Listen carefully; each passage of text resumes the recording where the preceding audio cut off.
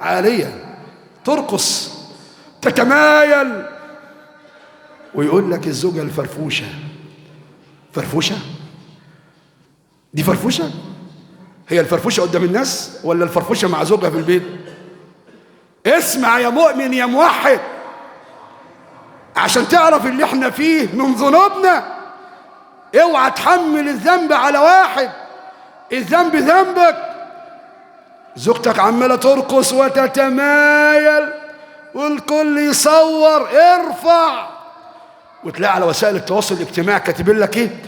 الزوجة الفرفوشة رزق. يا اخي ربنا ياخدك، رزق.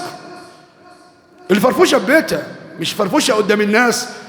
هو ربنا خلقها عشان تفرفش الناس ولا عشان تفرفش زوجها؟ ويقول لك الزوجة الفرفوشة. انتوا منتظرين ايه؟ زوجته عريانة ترقص وتتمايل والكل شاف رأسها. حسبنا الله ونعم الوكيل.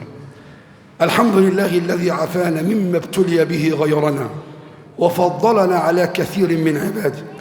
والله أنا لا ببوخ ولا بحقر أحد، لا، ده أنا بفوق الشباب، بفوق الآباء. إحنا حياتنا إيه؟ أنت بتبتدي حياتك الزوجية بإيه؟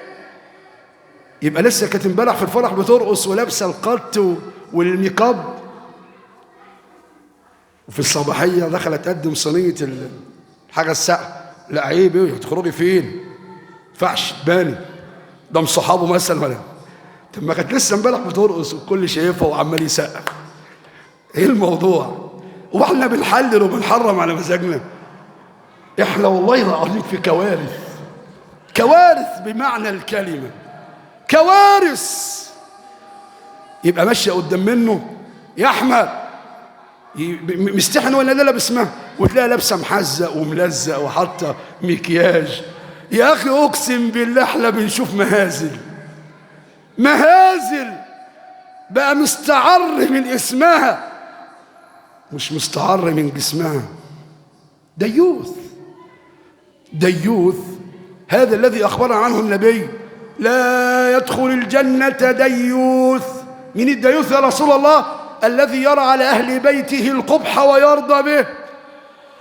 احنا بعد لو وقفنا على كل نقطة مش هنخلص. أنا بس عايز أوصلكم النقطة: احنا لو عشنا حياة كريمة، حياة مع القرآن والسنة، والله والله ما رأينا شر قط، والله لعشنا حياة السعداء. احنا مشكلتنا ان احنا بعيدنا كل البعد عن دين ربنا، عن سنة النبي محمد. يبقى ما نلومش إلا نفسنا. أسأل الله أن يجعلني وإياكم ممن يستمعون القول فيتبعون أحسنه. أقول قولي هذا وأستغفر الله العظيم.